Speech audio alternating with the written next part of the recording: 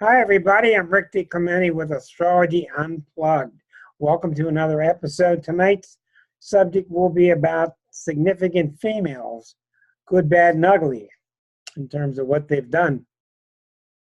Before we get to that, I want to mention to you our Reverend Greg Keene, the psychic, will be back with us scheduled for November 30th. Also to mention to you, for those of you who are watching this on YouTube, if you'd like to join us on Thursday nights, you can go to my website, which is starself, S-T-A-R, starself.com, and find the links there that you can click on to join us 8 p.m. on Thursday nights. We say it goes till 9:30, but sometimes it goes till 9:45, etc. Tonight I picked a bevy of interesting females. I'm not in the business of talking about current events all the time. I do it a little bit, but that's not my issue. My issue is I want to take these charts and show you astrologically why they do what they do, why they are what they are, etc. And if you get lost in current affairs, I mean, you can spend your whole life doing it. Nothing wrong with it, but my objective is to teach astrology. As we wait on Waldemar somewhere in the Yucatan, we'll get started tonight.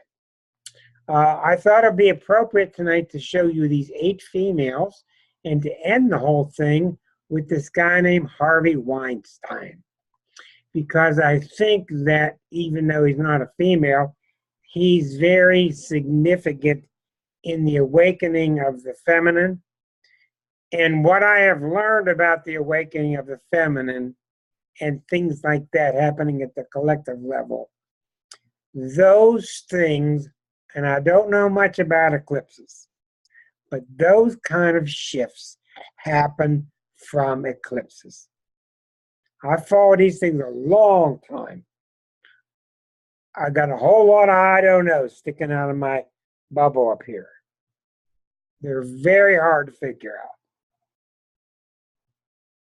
But they're very prominent during shifts in the mindset in the global consciousness. And I think that comes into play very much into Mr. Weinstein's chart. And he is acting as an avatar of the moment of liberating the women and all the millions of Me Too's out there.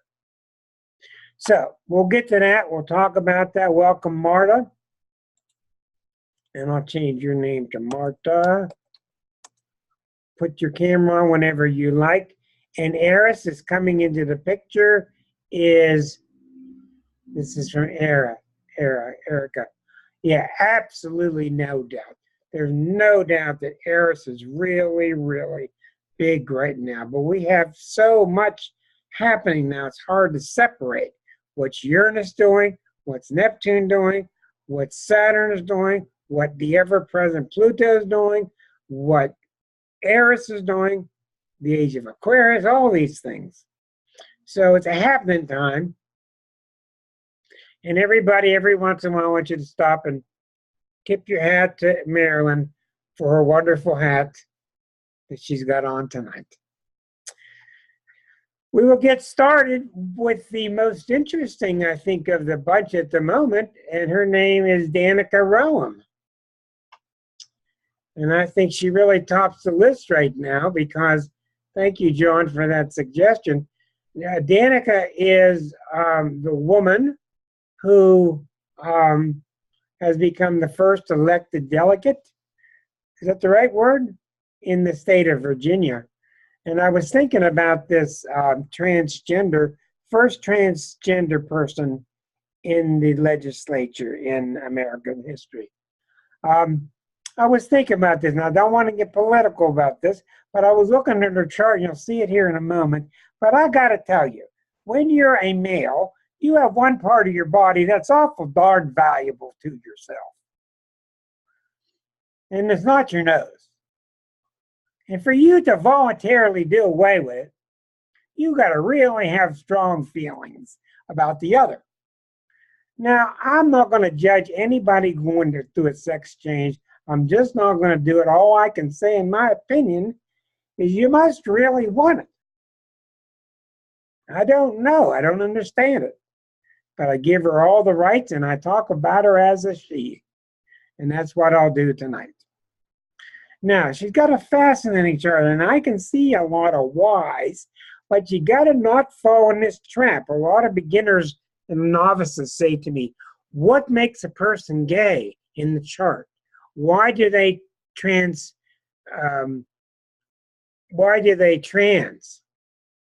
through the transformation? Well, you'll see indications, but there are not black and white symbols there to show you.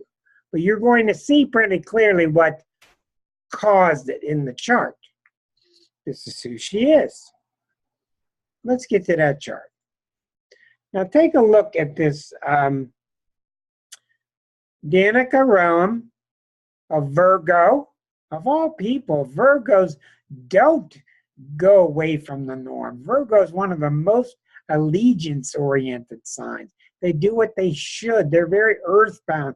They follow the rules. We don't have a birth time, so we use noon.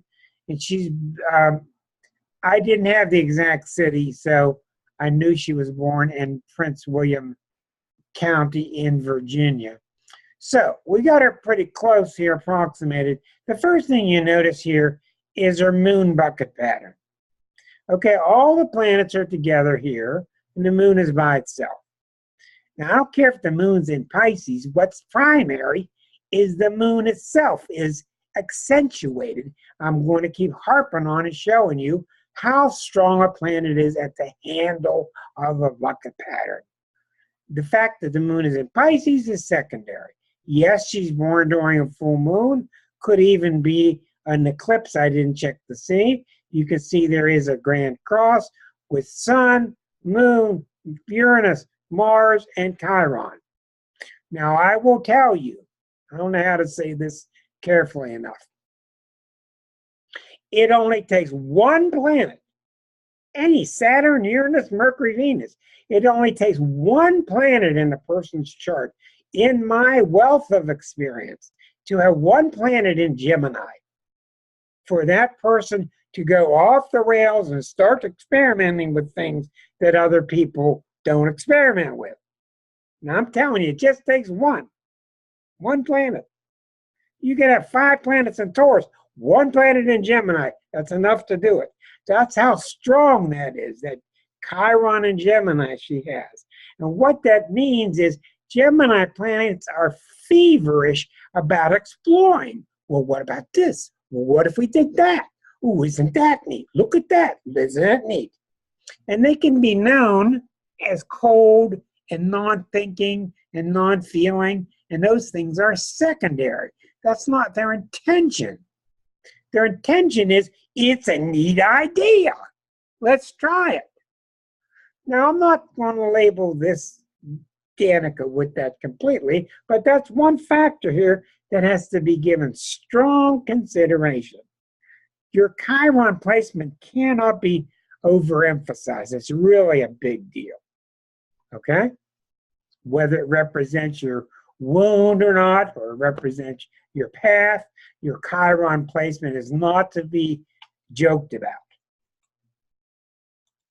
So you see that this Chiron placement, now that Neptune is up about 12, Chiron, transiting Neptune has been in this area. Now, we don't know where the moon is because we don't have a birth time.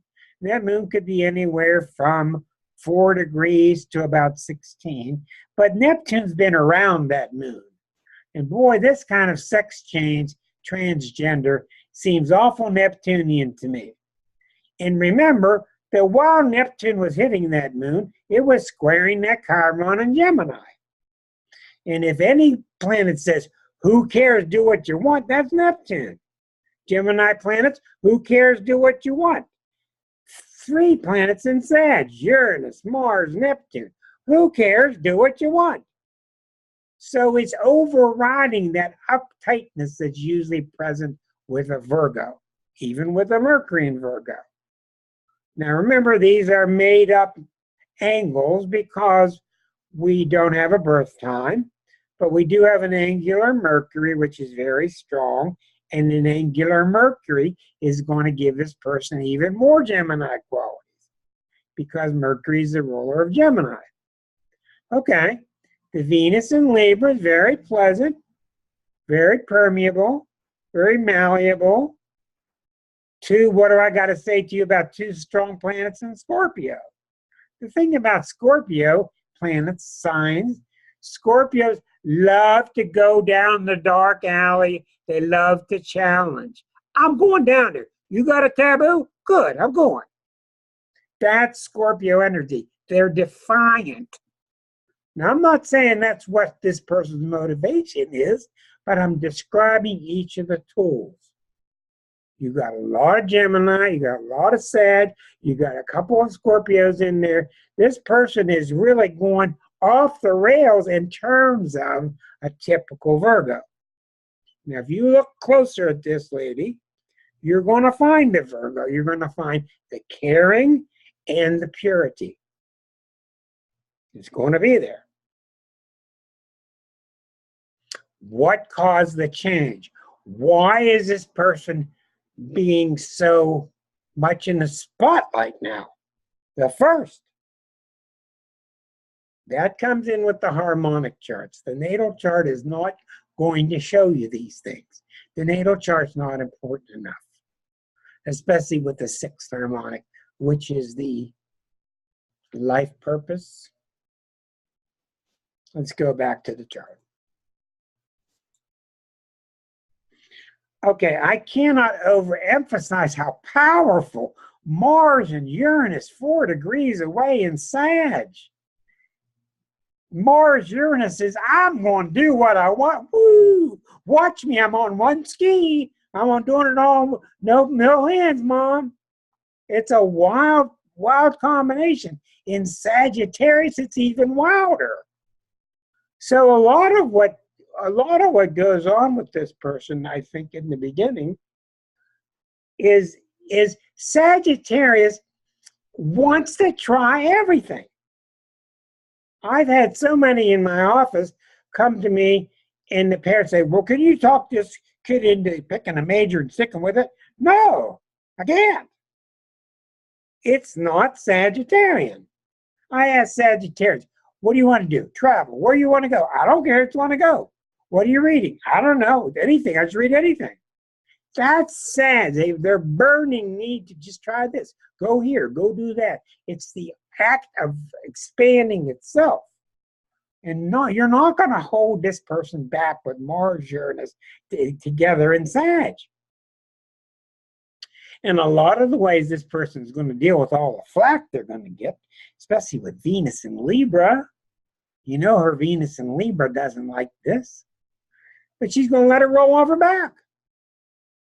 That's what Sagittarius do. We roll off your back. So you're getting a picture here. But the overwhelming force in the chart is the bucket pattern to the moon. I am a female. I am a female. If you're not transgender, I identify heavily with female issues. You got to be very careful not to add too much to your reading. Don't make things up to make yourself look good. It's going to backfire. We don't need to know much more about her, especially without a birth time. We see an awful lot of indicators that lean her towards transformation. If I had the birth time, I would go heavily into the 12th harmonic, into her spiritual background, into her destiny to try to find something deeper as to why, because this is no happenstance. I don't want to talk much more about it. I've showed you enough things, parts and pieces. That's all we need to do. And you got to be very careful when you're reading somebody. That you don't try to make yourself look brilliant by, oh, you see, it all sums up and you're transgender. It doesn't work that way. What about all the people born the same day as her and they didn't go transgender? One of the best things that makes you a better astrologer is getting lots and lots of dozens of eggs on your face. That's how you learn. I still get it, but I've learned to dodge them pretty good. Anyhow, I hope you're seeing the point. Let's move on. We got a lot to do tonight. Next chart, I thought would be interesting to do Kim Davis. You remember? Kim Davis is the woman in, was it Alabama, Kentucky? I think it's Kentucky. Kentucky. And she is the woman who stood fast to her clerk position and refused to wed gay people in the last 3 years. I can't remember exactly when it came out. Now, before you do the chart, this is how you learn astrology. Don't work backward. When you got a Virgo, there's another Virgo woman, okay? Do what's right. What planet do you think you got to have strong? This woman has got to have what planet strong to stand her, and it's got to be Saturn or something Taurus, maybe even Saturn and Taurus. She's got to have it, because if not, the winds will blow her over. She won't stand up. She's got a backbone. I don't agree with what she did, but I admire the fact that she is standing up for what she believes in. Enough to go to jail. Now we look at the chart expecting to see a very strong Saturn. And what do we see? A bucket pattern. What's at the top? Saturn in Pisces. Well, not only is Saturn rigid and resolute, but it's in Pisces. It's God's will. You see, when you start to translate outer planets, Uranus in Cancer, Neptune in Libra, they're very hard to translate because they're semi-generational. But still, the planet's there. I mean, I got Uranus in Cancer, and my friends do too, and I can tell you for a fact, a lot of my friends have lived in some weird places. School buses, schoolhouses. So you can translate it. It's not simple because it's more generational. But this person is based on Saturn and Pisces. And the purity of Virgo drives this woman. Purity. That's what I did in the Virgo chapter of the book. I said that Virgo's perfectionism needs to be replaced with two other words, and I feel strongly about it. Purity and caring. Caring. Don't poo-poo Virgos when you see them working an extra hour or two at work. Don't poo-poo them when they put an extra coat of wax on your car. They care about the product. They want it done right. You don't want it done right because somebody's going to grade them. That's wrong analysis. They care about it.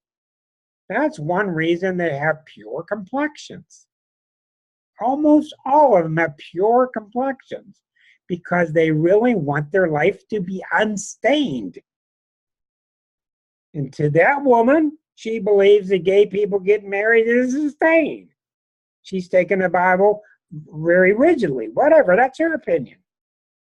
So let's go back and take a look. Now we come down, boom, Sun, Mercury, Pluto, Uranus. Remember I told you October 65, October 8th, 3 weeks after she's born, Uranus and Pluto conjuncted. Uranus and Pluto conjuncted 17 plus Virgo. That was the initial Uranus-Pluto conjunction that formed from 1960 to 1971. She was a part and parcel of that tremendous explosion called the 60s. Although she turns it the other way around, and she's standing up to it because she doesn't like the explosion, because it's against, in her mind, God's will. And all this fight that goes on with Chiron there too, everything gets dumped out to the moon in Gemini. Ooh, man. Look at that moon in Gemini, powerful. All those planets being fed through a kind of neurotic, flexible, permeable moon in Gemini. Now, The thing about Moon and Gemini, I've found this to be true, and it really is from checking with my clients. The problem with Moon and Gemini is the Moon doesn't like being in Gemini. Some people, it's a savior. Some people are too rigid. The Moon and Gemini can really help them. But here's why the Moon is usually not in its best place in Gemini. The Moon is your emotions. Your Moon wants to settle into how it feels. Think of the Moon as sitting back on the couch and you got a bunch of soft pillows and you're watching a movie and you're really relaxed. That's the Moon.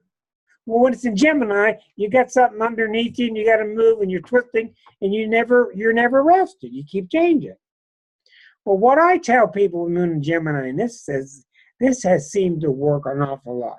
Moon and Gemini people need to aim lower. What happens to them? Like a Virgo, I'm going to get up and paint the house red today. Well, a Virgo has got the door painted red, and the Moon and Gemini gets restless because he gets so bored and wants to try something else, and the Virgo starts beating himself up. I can't keep up. I can't finish the project. What's wrong with me? Shut up and get back to work. And I tell them, finish the door and forget it. Aim lower. That's where they get in trouble because their Virgo wants to paint the house red, but their Moon and Gemini doesn't want to. So instead, get up in the morning and say, I'm going to paint the door and maybe one window today red. Then they get it done. They're done with it. They're not bored. They're not bored anymore. They switch subjects. They don't feel bad about it because Virgos, Capricorns, Tauruses, they feel bad. Scorpios, they feel bad if they don't complete it.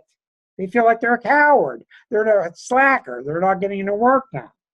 So almost everybody I've talked to with Moon and Gemini, I give them permission. Shh, like the Pope. Go out and play. Go have fun. And they go, I don't have any power. But they give themselves that power. And that way, when they go out and do something else, like in the garden or in the field, they feel like coming back and doing more painting. So you got to really guard against Virgo's top #1 enemy, and that's war should. So I don't care what you say, it's going to make you flaky. It's going to make you somewhat flaky. It just is because the Moon is not steady. It's this way. Look at the current president with the sun in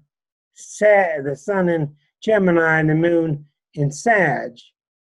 You see similar qualities, which is why he wants a bullet list. He doesn't want long papers. He just wants a simple little list, a summary, cliff notes. Oh, cliff notes on Iran, cliff notes on nuclear war. That's where it comes from. So what's so interesting here is you've got the powerful Virgo, which is so rebellious. It's opposite Saturn, which is keeping its eye on, what she's doing to people. You're not going to get married. That's what she's doing to herself. Guaranteed. That's what she's doing to herself. And her outlet, thank God she's got one, her outlet is all through that Moon in Gemini. So when that Moon gets hit, I think it's 20 degrees, woo! When that Moon gets hit, off for a tailspin. Take a look.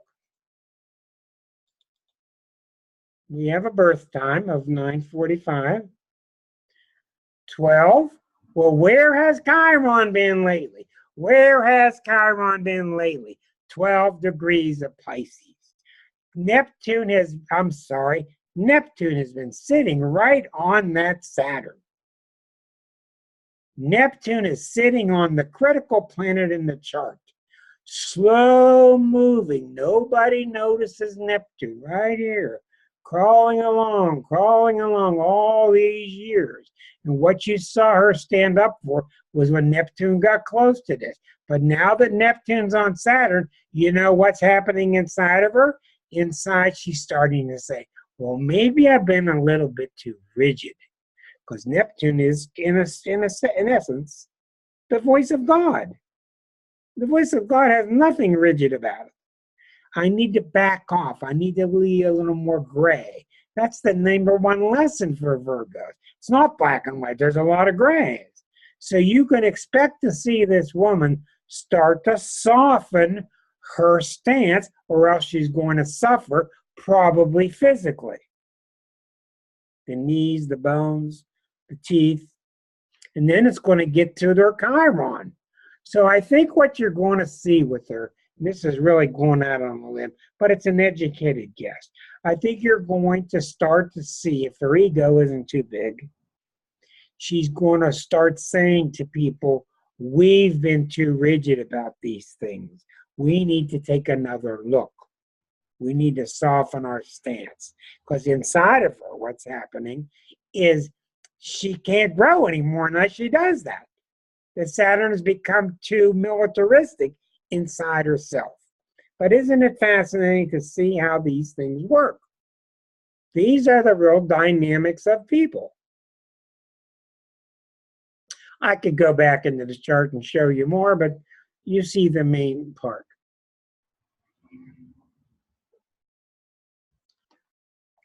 If you have a question, raise your hand. Marilyn, did you want to say something? I do. I wanted to give you a little bit of trivia. Yeah. Huckabee is the one who thrust her on the stage, and when they played that song, Eye of the Tiger, he got billed $35,000 for that.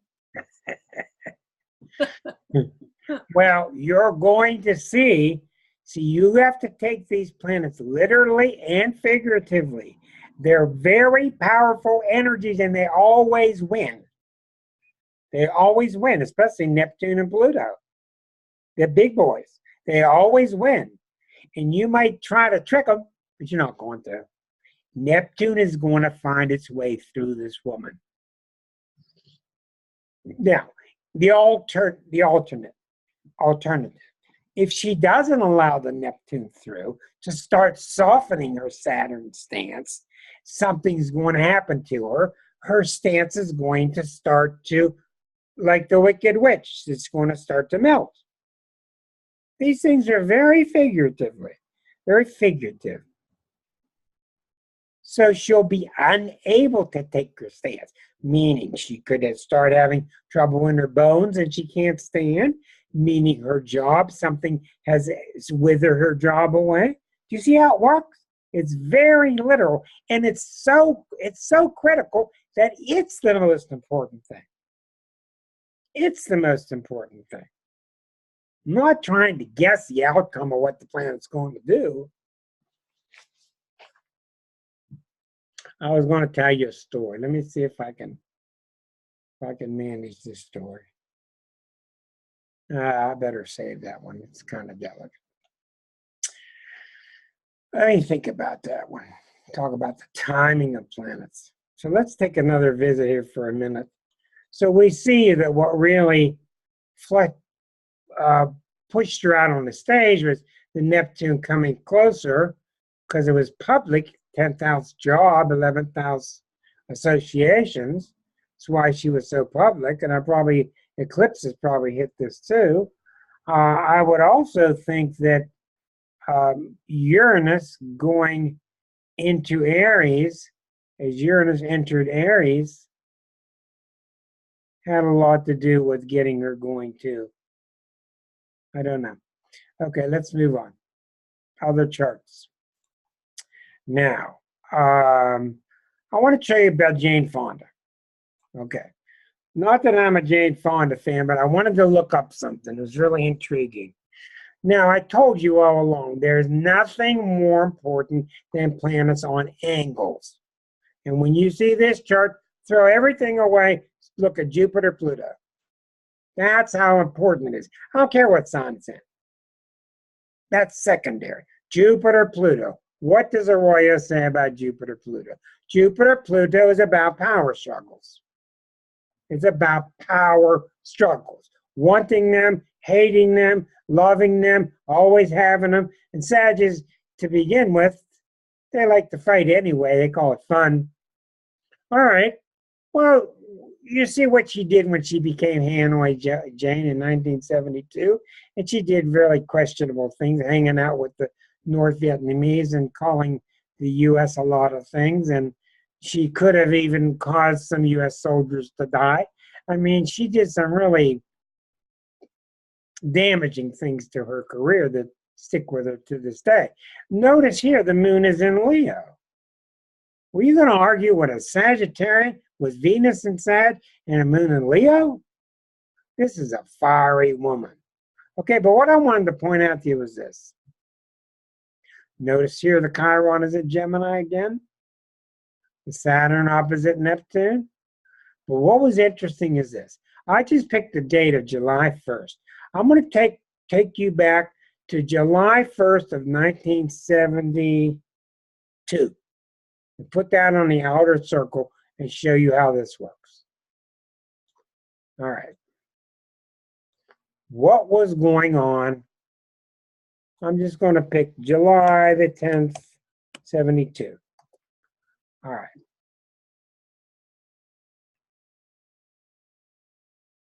I got the wrong chart. Let's start over here. This one. All right. 7/15/72. All right. There we go. Stop sharing and go back to the chart so you can see it. Look at this. Now, this is the natal chart on the inner circle.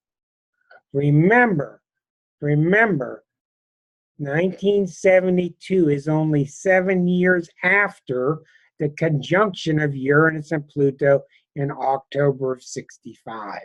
And people who are theorists in astrology consider the Uranus-Pluto of the 60s contained the years 60 to 71. I can remember it. Phenomenal feeling. But we're only going a few months into 72. Look at what happened. Uranus, 14.5 degrees, was squaring her Mercury. Pluto, 29, was squaring her Sun. Both at the same time. The Uranus and Pluto started to separate, and a lot of astrologers think that planets become weaker when they separate, i.e. the faster moving planet is getting away from the slower moving planet. But I have noticed a lot of times the separation is when the real explosions start to happen, because the society by 1972 started to integrate some of these explosive feelings, and the explosion became more of a norm of, in other words, we started to allow ourselves to be more extroverted. Well, what did it do? It burst out in this woman's chart. Jupiter is sitting on her Sun. Uranus comes along and squares Mercury. And while Jupiter is sitting on the Sun, Pluto is squaring it. You don't go hang out in Hanoi with the North Vietnamese unless some outrageous planets are hitting your chart. You just don't do it when Venus walks by. It just doesn't happen.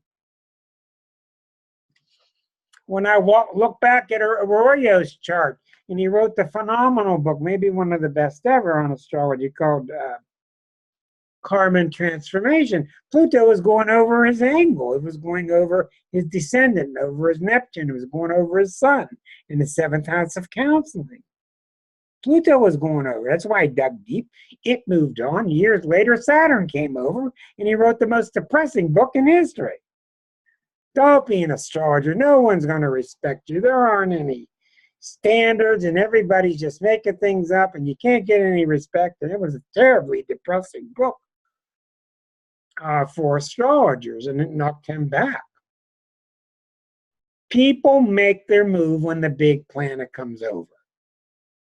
And Karen, if you think you're writing the book because of la-di-da, you feel like writing the book, it's not what's happening. It's a major planet, because when the big planets come over is when these energies line up in you, whether it's Einstein or whether it's Madame Curie. Take a look at her. Look at this. Madame Curie. Marie Curie. Marie Curie. Remember a few weeks ago, I showed you the Solvay conference and all the physicists in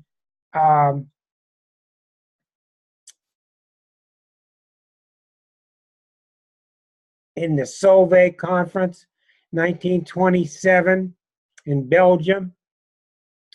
There was Einstein, and there was all the great physicists and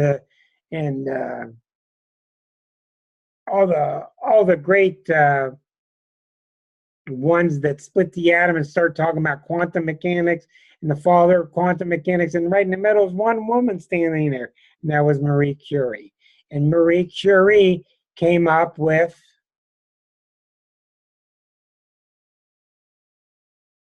splitting the atom and finding radioactivity. She became almost the mother of radioactivity. Well, what do you think is going to split the atom unless you have energies like Einstein had? Sun opposite Pluto. Okay? Sun opposite Pluto at a Scorpio sun. Saturn in Scorpio. Venus in Scorpio. Mars in Scorpio. You could talk all you want, but you have to have the energy there that allows you to penetrate like she could do. I haven't even looked at the midpoint or the transits. But you can see she's just got the nature for it with all the tremendous Scorpio depth. She had the moon in Pisces, very sensitive, grand trine with Sun and the moon and Uranus. We don't know exactly where the moon is, but it is in Pisces. What an interesting combination to have your sun and moon split in half by Uranus. Look at Neptune squaring the ascendant. Look at Neptune squaring Uranus. Exactly. When these outer planets line up, this is when you have discoveries, cure for cancers, new stars, new type of lenses, new types of spots on the sun. This is exactly when these things happen. So notice the next time you see toil in the world and you see things like earthquakes, etc. Yeah, on that one end, you're going to see volcanic activity, but on the other end, be extra aware of changes in science. That's when we have breakthroughs. Breakthroughs come when major planets line up with each other. And don't lose your mind. Oh, it's a square. Oh, it's a sextile. Beginners get all hung up on the sextile and the novile and the biquintile and the square and all that. That's not what is important. They matter, but like Arroyo's important book in Eberton's, the combination of stellar influences, when these planets bang into each other. I told you humorously in my book, the Aries woman, Aries like to keep things simple. And the Aries woman that left my office one day, and she was walking out the door, and she said, well, I don't know what's banging into what, but I feel better. I thought that was a terrific reply. Now, if you look into Einstein's chart, Einstein had this great, I believe it was Uranus and Taurus, or Chiron and Taurus, I forget. But he had this Aries energy and the Pisces energy. But splitting the atom doesn't come to people that have Venus in Libra. It doesn't come to people who have Pluto in Gemini. You have to have these planets lined up. You are, how do I say this to you? It's not like we're here and we're nobodies, and Einstein's there and he's somebody. We're all somebodies. We're all somebodies. We're all geniuses. We're all making major breakthroughs. We don't know how to tell people. We might be too shy. People might tell us to shut up. We might not have any faith in ourselves, but we're all geniuses in some fashion. I think you know that by most people you meet. Everybody's got some fascinating thing to say. And usually when they're telling you something that's mind-blowing, it's got to do with their major planets at a T-square, at their major planets at a bucket pattern, or their major planets along the ascendant or the nadir midheaven. That's just how it works. Moving along. Moving right along. Okay. Theresa May. new Prime Minister of the UK. Let me get this up here again. Well, you know what? Margaret Thatcher was a Libra. Here we come again with another Libra. Libra is not strong enough to do it.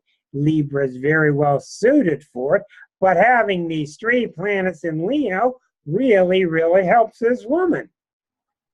And look at this aspect, how wondrous this is. Look at this. Uranus in Leo, opposite Chiron in Aquarius. That is so Aquarian, which means I want to work for the people, and it makes a T-square to Neptune. Universal energies.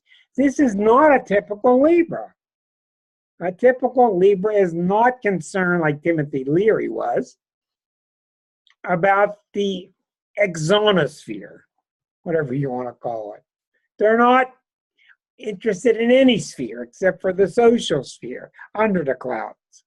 Not this person. Uranus opposite Chiron.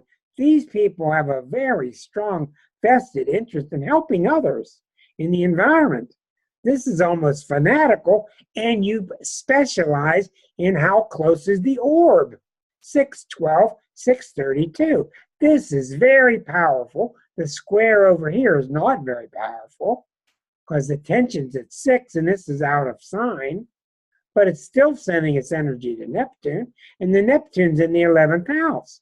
So this woman has very strong Aquarian, idealistic, extreme thoughts about leading people spiritually. What's at her midheaven? Mercury. Now, I don't know much about her, hardly at all, but I will tell you one thing from the chart. We have a birth time. She wants to train people. I don't know much about her at all. She wants to get people trained. Strong Virgo energy wants to teach people how to fish. I'm not going to give you fish. I'm going to teach you how to fish. I'm going to educate you. Look at the 9th house. I'm going to educate you, teach you how to fish.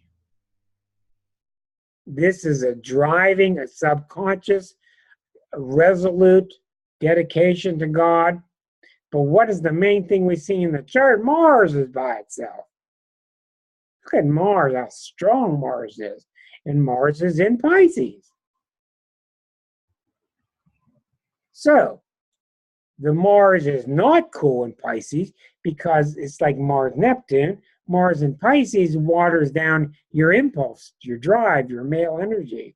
But the fact that Mars is at the point of the bucket handle makes the Mars extra heavy. She's very Martian and she's very Piscean, but she's very Martian. That combined with all the Leo in her chart is what makes her. You've seen British Parliament. They all get up and start screaming at each other. I kind of wish the Americans would do. At least they'd be doing something. Start yelling at each other. Do something besides lie to us. So you see the strong Mars, the strong Leo. Don't be kidded. This woman has very strong spiritual interest. And that Virgo, she can play the game. Virgos can play the game well. But she wants to educate people. That's a sleeper that's for certain in that chart. Moving along.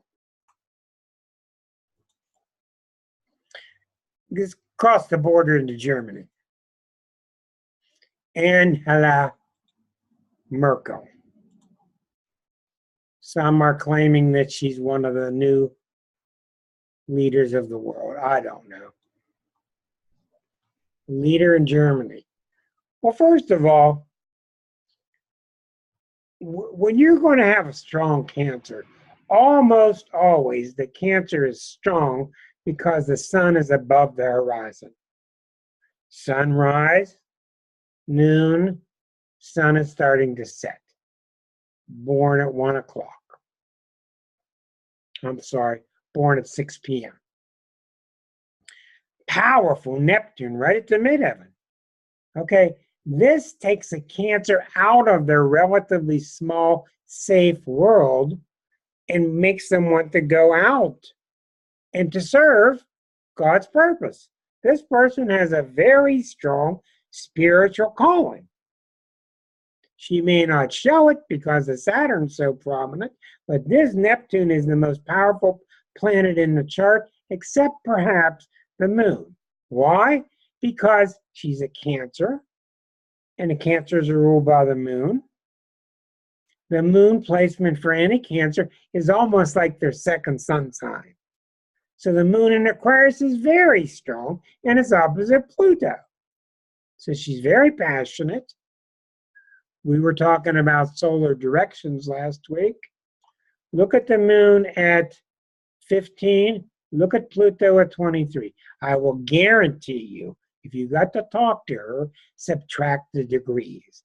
Move this moon forward 1 degree per year of life. 15 from 23. At age 8.5 degrees added on here, the moon became a 23 something. I will guarantee you she had the most profound trauma of her life. Moon opposite Pluto. And she had to have it. She agreed to have it. Her soul group agreed to play these roles. And at age 8.5, that trauma gave her drive for what she has to do. Her drive, I used to be mistaken. I would think your drive has to be Cancerian or Uranian, since the sun is next to Uranus. The drive is directly related to solar arcs. Look at Mars in the ascendant, 10 degrees away. At age 10, she could have had a run-in with a male. But at age 8, she had her home destroyed. Now, this would have been 1962. That doesn't mean a bomb fell on her home. It can be. It can also be somebody showing her a book, some movie she went to see. It could be something happened to her mother. And a lot of times when you investigate these clients and you say, well, Angela, what happened to you at 8.5? Nothing. What happened at 8.5? Nothing. And about 30 minutes later, they go, I remember. Or they write to you the week later. Because sometimes traumas are so big that we got them hidden. Can't see them. But you combine the moon, Pluto. Something really could have happened to the mother. Could have happened to her home. Could have happened to her family lineage. You see where I'm going? You play with the moon, you play with the Pluto, but you don't try to be an egomaniac and solve it, because you're going to guess and you're going to get egg on your face. Work with the client. The client wants to work with you. They want you to help dig it out. They don't know how to, but they'll work with you. You give them keywords and then shut up and let them talk about it and ruminate. And they go, oh, you know, I remember nothing happened to me, but I remember my mom. Oh, yeah? Well, what did that do to you? Well, it taught me not to. And then you talk about it and you revisit it later. One of the strongest things you can do as a reader is to leave things alone. Talk about it a little bit, titillate it, leave it alone. The subconscious is doing lots of work. But it'd be very fascinating to find out what happened to her at 8.5. Now, before I move on, I will say this. The most important critical solar arcs are things that happen near the nadir and near the ascendant. They can happen other places, but the nadir and the ascendant are both kind of similar. One's got to do with your background, upbringing, and the ascendant's got to do with your early years. You see planets laying around those places, you want to work with that. If it's the Venus or moon, maybe you don't want to inspect it. But if you see Uranus 3 degrees from the nadir, I had one yesterday I was reading, and she had Uranus 4 degrees from one of her important points. And we found out it was the critical moment in her life when she dug into it, and we found out it described clearly what she wants to do with the world. She was a Gemini. So we found out what she wanted to do with the world, and she wanted to do it in a Gemini way. That's where the Gemini comes in. But the Gemini is not the prime energy. The prime energy, your prime energy has to come from your own trauma. Think about what you do, where your heart is. Look at Karen. She wants to fix people. She wants to heal people. I will guarantee you, going back in her chart, we're going to see where she was hurt. She was sick. Somebody ignored her. Something. Suzanne, Elke, all of us. We all have early years, and these traumas, forgive me if you don't like it, these traumas are set in stone before the birth. You can go down to the month and day almost. It's unbelievable. And if you can stand him, read Noel Tyl.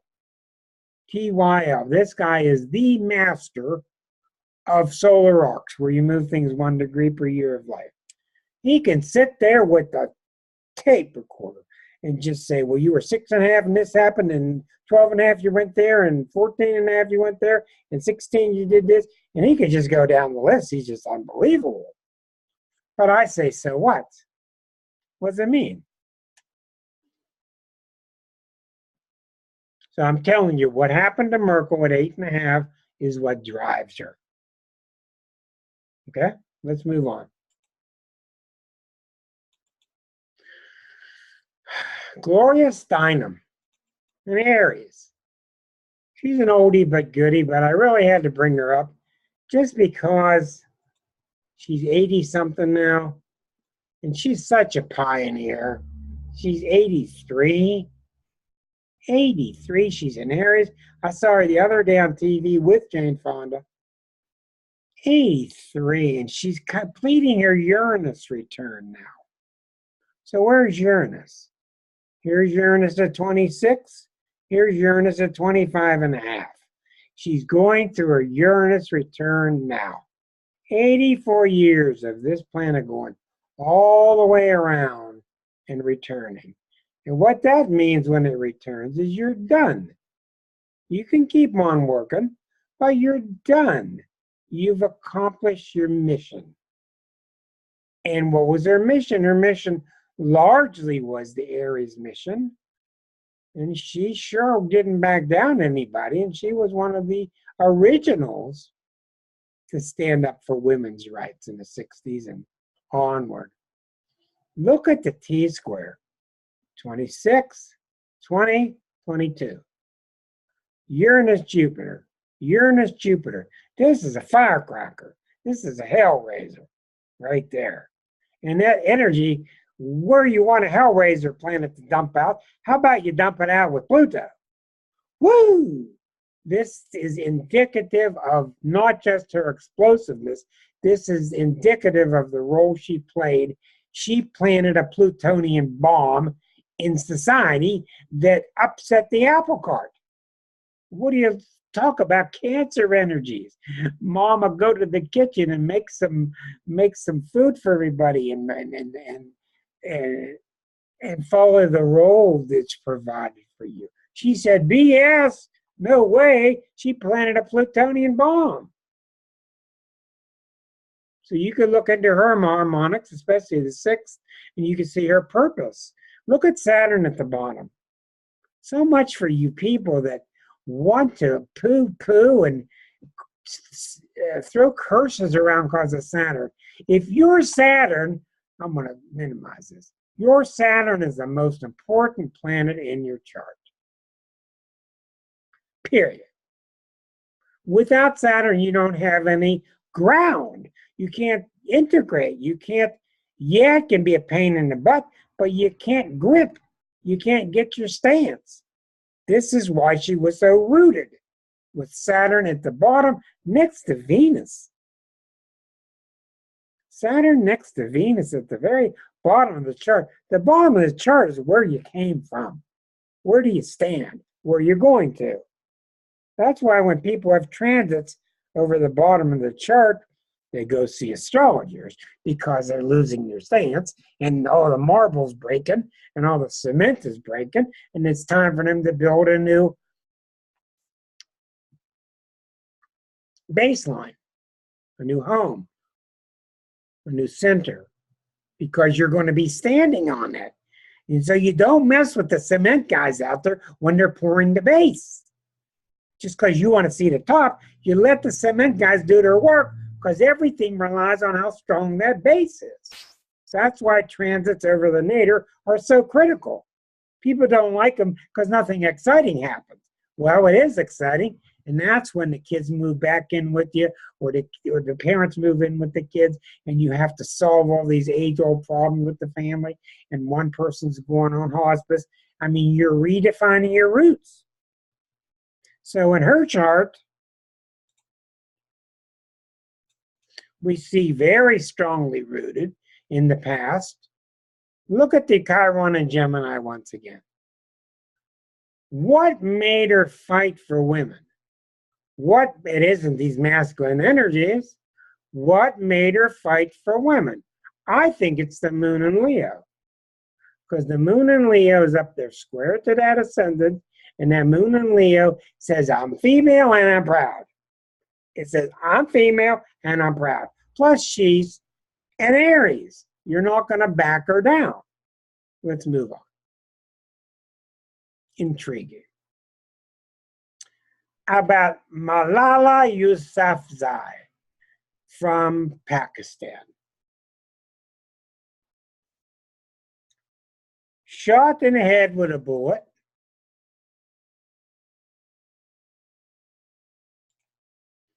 Afghanistan, I believe. Yeah, Afghanistan. No, she was Pakistan. Let me make sure I got this right.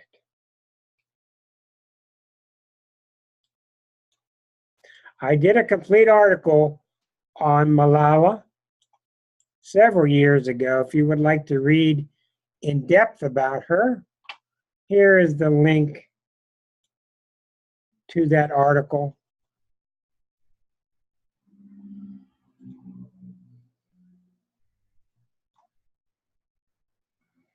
This link will take you to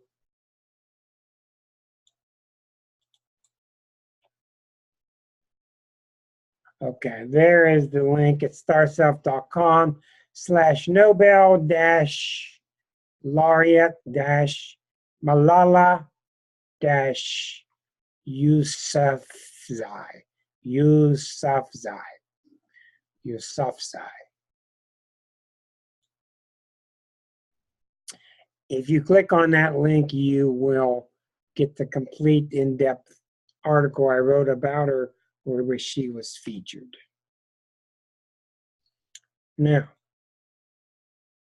she was shot, Pakistan. She recovered, and she has been standing up to the whole world for her female friends to have the right to be educated. I mean, it's a kind of a misnomer, but this woman has balls. She is tough, she's strong, she's a Leo. Well, you don't get this kind of strength by just being a Leo. It has to come from where? Where do you think this kind of strength comes from? It comes from Pluto. It comes from Pluto. It comes from Saturn. It may also come from Uranus. Those are the main three I suspect, but it's got to be Plutonic. She's standing up to find people. She's been shot in the head. She came back. That's plutonium. Let's take a look at her chart. All right. What do we see? Rick is wrong. Well, not completely, but she's Pakistan. Sun is opposite Neptune by 9 degrees. Look at the Pluto. You must not, Arroyo taught me this recently, you must not underestimate how powerful it is when a planet squares the ascendant. It is unbelievably powerful. In Arroyo's latest work, his final work, he says even sextiles to the ascendant, trines to the ascendant, anything hitting the ascendant, planets in trine or square to the midheaven also. But planets square the ascendant are critically strong. Okay, so watch this now. We got a 8:15 birth time. We got Pluto at 3.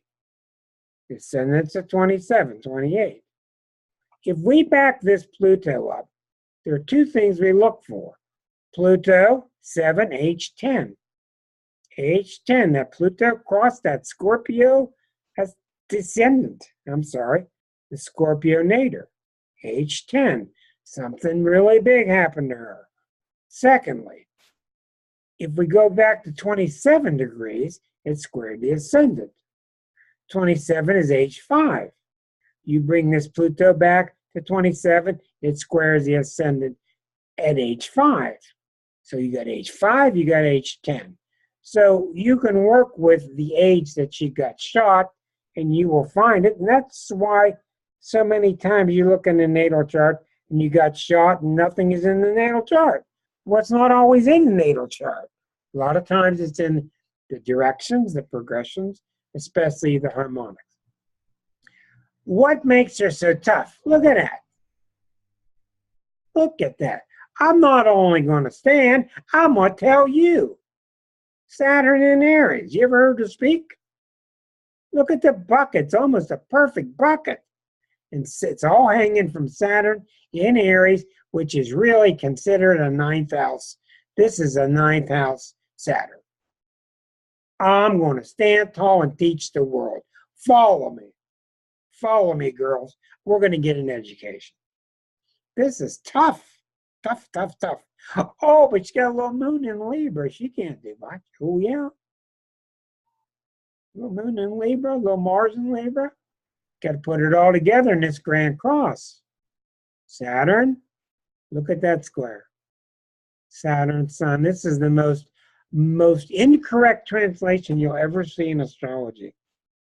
People think Saturn square Sun is so debilitating. It's the #1 successful combination I ever see in charts is Saturn square Sun. Yeah, it can cripple you. Yeah, it can give you MS. Yeah, it can give you one eye out. Yeah, it frustrates you, but it makes you work your butt off. And when you work your butt off, you get good at it. You get strong at it. Saturn square Sun is one of the most strong symbols of success there is. Not everybody, but keep your eye open, especially when the orb is exact here. Where else does it go? Down to this midpoint between these two. So this Saturn is squaring this midpoint. The Sun is really pretty much opposite Neptune and Uranus.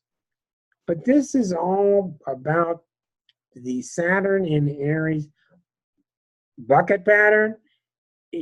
I'm incorrect. I was so hung up about her being a Leo, I forgot she was a Cancer. Been too many years since I've seen it. You're not going to find a woman shot and coming out and leading the world by looking at the natal chart. It's not there. You can play with all the stuff and do all your secondary progressions, and it's not there either, in my opinion. It's in the harmonics. The 12th or the 6th. You're not going to find it. When you find yourself straining to make sense of a chart or straining to have the chart say something you think it should say, you know you're on the wrong track. This girl is Saturn in Aries. All right. We're getting down to the end of it, so if you're falling asleep, stick with me. Okay. Are you Weinstein and Angela Merkel, Theresa May? Did we do Theresa May? No. Yeah, we did. Yeah, we did. Okay, so let's end it the way I intended to anyway. With the, not the female, but with the chart of Harvey Weinstein. I'm going to show you something that's interesting. It's not in the natal chart. You know his chart's got to be on fire because he's getting more humiliated than just about anybody ever right now. look at what's going on, but look at what he represents. Look at the avatar message he's sending. The guy's a Pisces, isn't that right? Oh, nice little old Pisces. Let's see. Yeah, 29-degree Pisces. Okay, we got a birth. We have no birth time, noon. Okay, keep that in mind. No birth time. 99% chance that he's a Pisces, only 1% that he's an Aries. It's pretty obvious that he's a Pisces. This is not the real angles. The moon is opposite Uranus, and when the moon is opposite Uranus and Chiron is opposite Uranus, and these two are together, this shows tremendous acumen for business. Well, you got to have tremendous acumen for business to do what he's done. Whenever you got the moon opposite Uranus, remember, we don't know what degree the moon is. So sitting here trying to guess solar arcs would be fruitless to try to guess that. But we know the potentials here for somebody who's possibly very unstable emotionally, even though the moon seems anchored in Capricorn. All right, look at this, very telling. Mercury, the mind, next to Jupiter, opposite Neptune. 20 degrees, Jupiter opposite Neptune, exactly. Remember what I told you about the Jupiter-Neptune? That's the dream we've been in for these years with Mr. Trump. We've been in this cult of we're going to make America great, and it's all going to evaporate, and we're going to go, what the hell did we sign up for? It's already happening. Jupiter-Neptune opposition, especially with a Pisces, is somebody who usually has a twisted sense of their God worship. They've got either they turn themselves into the God, or it's traditionally known as the cult aspect. Well, we've got the Jupiter and Mercury in Aries, which is very blunt, very forward, and it's opposite Neptune. Whenever you get oppositions to Neptune, it's quite probable that he's a liar or a drunkard. It's quite probable, not always.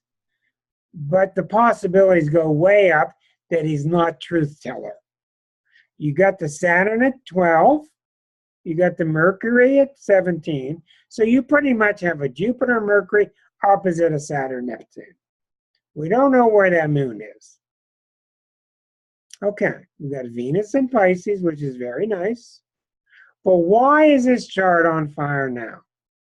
Usually, charts, when they explode because of two things: a Neptune transit and or an eclipse, and or an eclipse hitting their Neptune.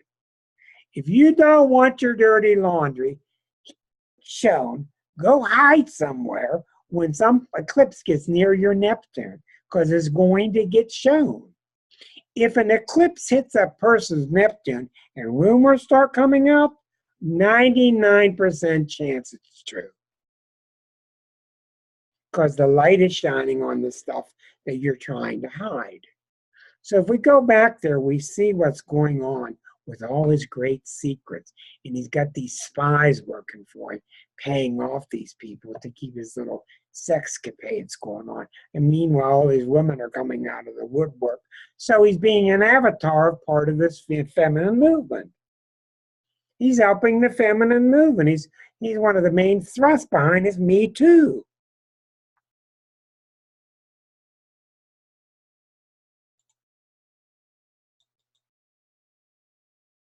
Recently, the eclipse was at 25 along this Jupiter-Neptune axis.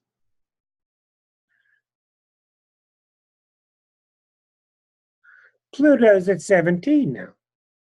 Right now, Pluto is at 17. Right there. This is not the real descendant, but it does square the Mercury-Neptune. So this Mercury-Neptune, which is the centerpiece of his deception, his deception is the Mercury-Neptune, Pluto's exploding it right there. That's your symbol. That's what's going on now. So I said to myself, let's give it a shot. Let's look at his 6th harmonic. His 12th harmonic would tell us what he was like in past lives. I'm losing my voice.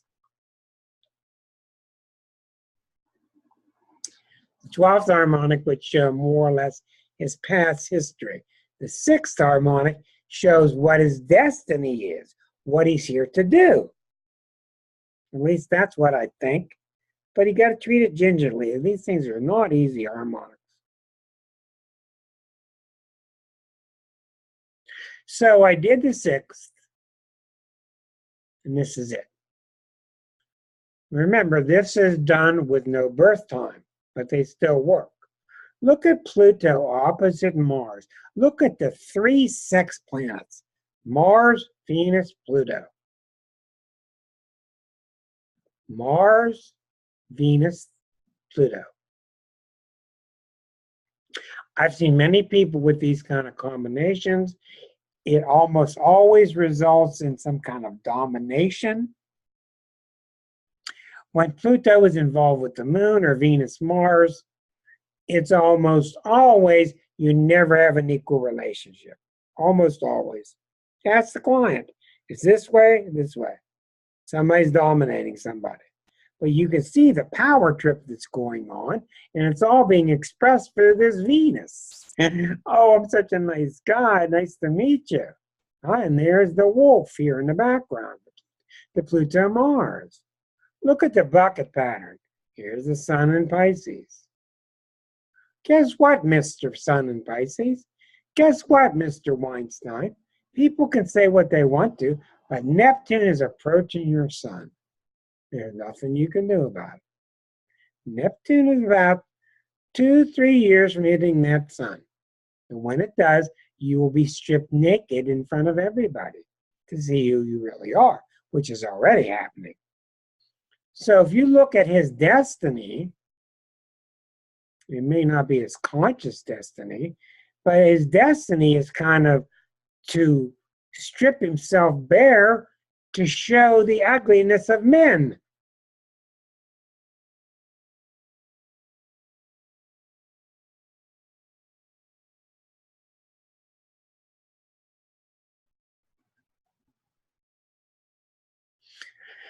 I don't want to say much more about it. I think it's pretty obvious. So you keep seeing in the planets, you keep seeing it happens in your chart, happens in your friend's chart, then it happens in a celebrity's chart, and it keeps going round and round. All I know is things are going incredibly fast.